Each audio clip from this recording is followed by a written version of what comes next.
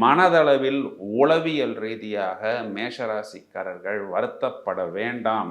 மேஷராசிக்காரங்க என்னடா சனி பகவான் உள்ள வருதே, ஒரு சின்ன மைனஸ் பாயிண்ட் உள்ள வருதே அப்படின்னு யோசிக்காம, உள்ள இருந்த ஒரு பெரிய மைனஸ் பாயிண்ட் வெளியிலே போகிறது. 12ஆம் வீட்டில் அமர்ந்த ராகு பகவான் வெளியே போகிறார். அந்த ராகு பகவான் 11ஆம் வீடு என்று சொல்லக்கூடிய லாபஸ்தானத்தில் குரு பார்வையில் வந்து அமர இருக்கிறார்.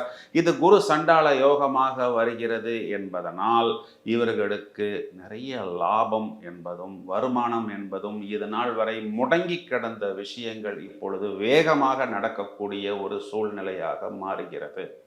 இப்போ 12ஆம் வீட்டில் வந்திருக்கக்கூடிய சனி பகவான் இவர்களை என்ன பண்ணுவார் அப்படின்னு கேட்டால், கொஞ்சம் இவர்களுடைய முயற்சிகளை கொஞ்சம் ஸ்லோவாக மாற்றுவார். 12ஆம் வீட்டுக்கு வரக்கூடிய சனி பகவான் தனது 3ஆம் பார்வையால் 2ஆம் வீட்டை பார்க்க இருக்கிறார். 2ஆம் வீடு என்பது தனம், குடும்பம், வாக்குஸ்தானம்.